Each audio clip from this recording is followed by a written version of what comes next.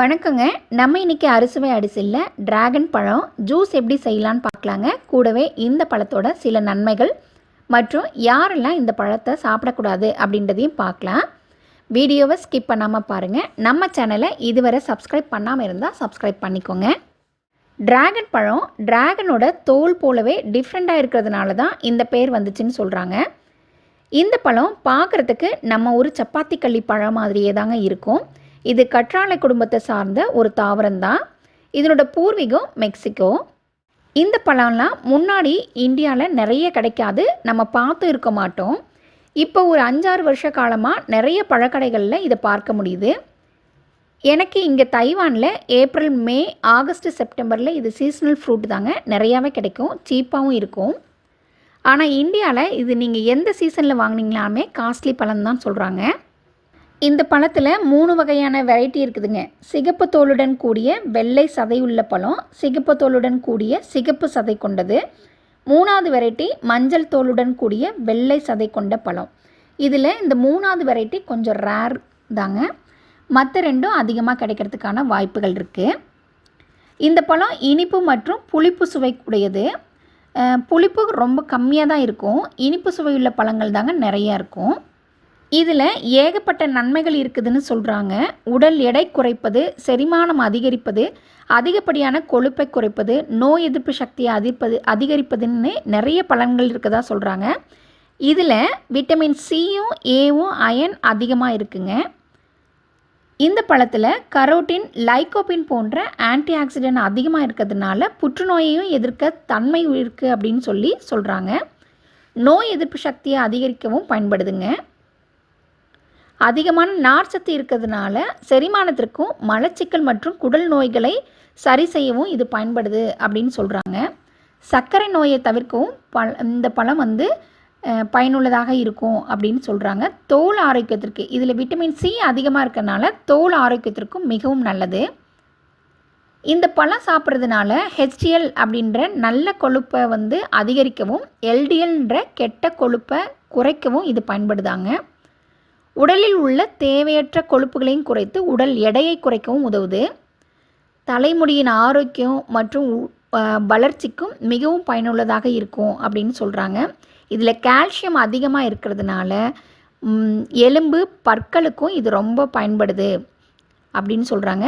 இதில் இரும்பு சத்து அதிகம், ஹீமோக்ளோபின் குறைவாக இருக்கிறவங்க இந்த பழத்தை நம்ம சாப்பிடலாம். இதை யாரெல்லாம் சாப்பிடக்கூடாது அப்படின்னு பார்த்திங்கன்னா, ஆஸ்மா, கர்ப்பிணி பெண்கள், ஆஸ்மா இருக்கிறவங்களும் கர்ப்பிணி பெண்களும் இதை சாப்பிடும்போது நீங்கள் உங்கள் டாக்டர்ஸ் கிட்ட கேட்டுட்டு அதுக்கப்புறம் சாப்பிடுங்க. எந்த சமயத்தில் இந்த பழத்தை எடுத்துக்கக்கூடாது அப்படின்னா, நீங்கள் இந்த பழம் சாப்பிட்டிங்கன்னா உங்களோட மலமும் சிறுநீரும் ஒரு 2 நாளைக்கு சிகப்பு கலரில் தான் போகுங்க. ஆனால் 2 நாளைக்கு மேலேயும் உங்களுக்கு அதே மாதிரி இருக்குது அப்படின்னா கண்டிப்பாக இந்த பழத்தை நீங்கள் தவிர்ப்பது மிக்க நல்லது. அப்படி இல்லைன்னா உங்கள் டாக்டர்ஸ் கிட்ட இதை கேட்டுட்டு நீங்கள் இதை சாப்பிடுங்க. மற்றபடி இந்த பழத்தில் ஏகப்பட்ட நன்மைகள் இருக்குங்க. நீங்கள் எதுக்கு வேணும் அப்படின்றத பார்த்து இந்த பழத்தை சாப்பிடுங்க. அடுத்தது இந்த டிராகன் பழத்தை வச்சு ஜூஸ் எப்படி செய்கிறதுன்னு பார்க்கலாங்க. நம்ம அதுக்காக நான் வீடியோவில் காட்டியிருக்கிறபடி நீங்கள் பழத்தை கட் பண்ணி எடுத்துக்கோங்க. இந்த பழத்தை 2ஆக கட் பண்ணிங்கனாலே அது தோல்லேருந்து மேலே பரட்டி விட்டிங்கன்னா அப்படியே பிரிஞ்சு வந்துடுங்க. அந்த மாதிரி கட் பண்ணி எடுத்துக்கலாம். நான் இந்த வீடியோவில் காட்டியிருக்கிறபடி நீங்கள் கட் பண்ணி எடுத்துக்கோங்க. அடுத்தது நம்ம இந்த வீடியோவில் 2 வகையான ஜூஸ் எப்படி பண்ணுறது அப்படின்றத தான் பார்க்க போகிறோங்க. நான் அதுக்காக முதல்ல மில்க் ஷேக் மாதிரி தான் நம்ம பண்ண போகிறோம். அதுக்கு உங்களுக்கு தேவையான அளவுக்கு டிராகன் பழம் எடுத்துக்கோங்க.